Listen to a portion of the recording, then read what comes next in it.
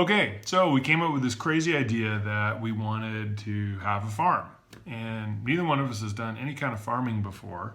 So there's a really big movement these days for organic farming, for sustainable living, farm to fork.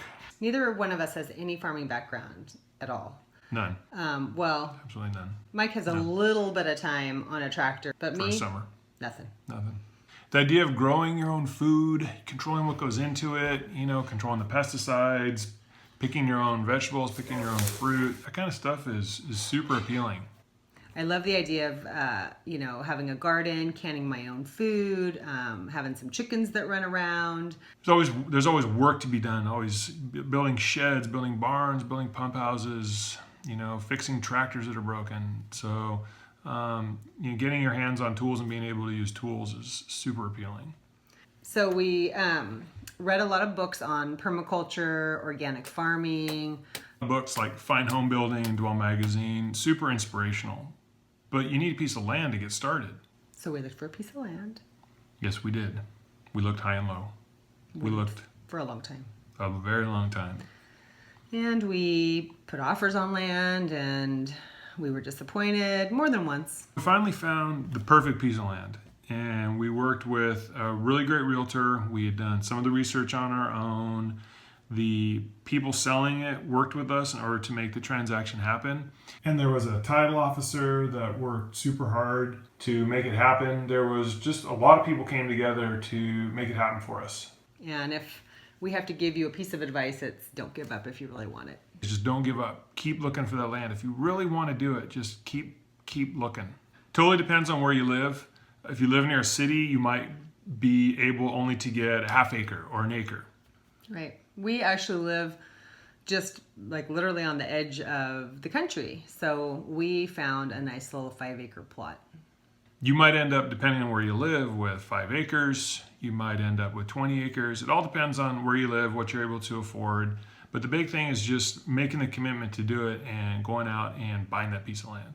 I know it's scary. It's scary for us to sign those papers, to make that piece of land that really had nothing on it, to make it ours. I mean, there's definitely some anxiety there. After we bought it, we just spent a lot of time just kind of hanging out on the property, just enjoying it.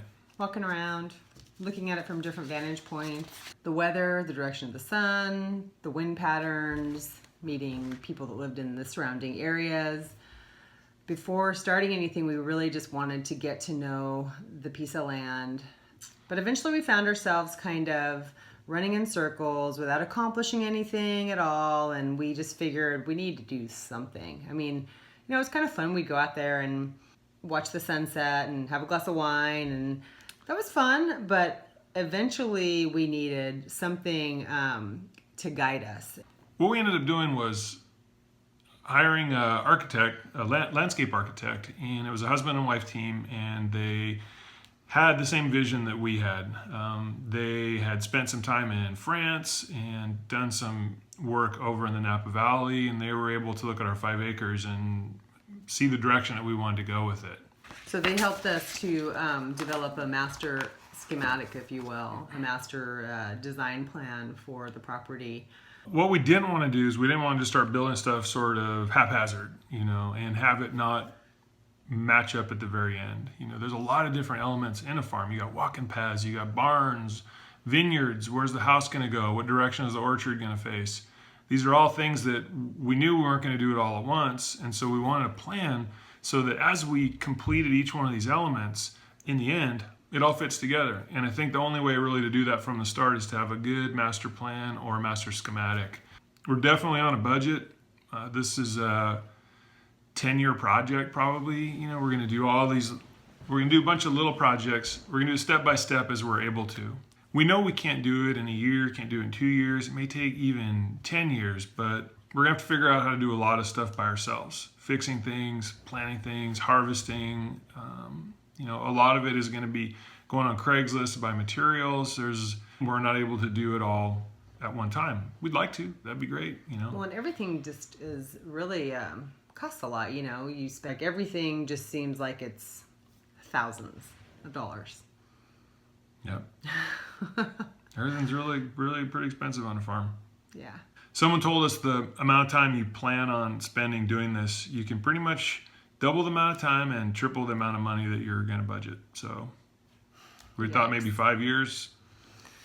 Well, I hope it doesn't take us 15 years, but No, maybe. Maybe. Though. I don't know. Well, if you're watching this, you probably have at least thought about starting a farm or dreamed about it, and or maybe it's just people we know and they were curious as to the vlog. well, I hope other people watch it. A lot of people are going to tell you you're absolutely crazy to start a farm. We are crazy. You're absolutely nuts. Well, yeah, maybe you are crazy to want to do this, but we thought about how fast life goes by.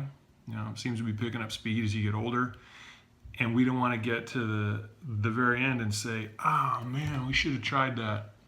We should have done that farm thing." So we're gonna try it. We're gonna see if we can't make it happen. Some of the things we want to avoid doing this farm, we know we want to accomplish, but we also want to avoid things like Divorce. divorce is a good thing to avoid. Bankruptcy is a good thing to avoid. Going to the lunatic asylum is a good thing to avoid. Do they still have those? I think they do still have lunatic asylums. I don't think that they call them that anymore. So that's it. We're building our DIY farm, and we're super excited about it. We have no idea what direction this is going to go. Nervous. We're really nervous.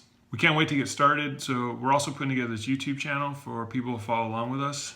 You could watch our triumphs and our mistakes, our agonies of defeat. Hopefully there won't be that many agonies of defeat. But anyway, we're hoping you can come along, join us on our channel here, and follow along, see what we're doing. You probably are crazy if you're watching this. We hope to inspire other people who've been thinking about this, but maybe just were afraid. Maybe it will help you to feel like you're not alone, and like if we can do it, you can do it. We hope that you'll be encouraged by the things that we've experienced to create your own little DIY farm. Yep, that's ultimately it. We hope that you'll be encouraged to create your own DIY farm. So let's get started.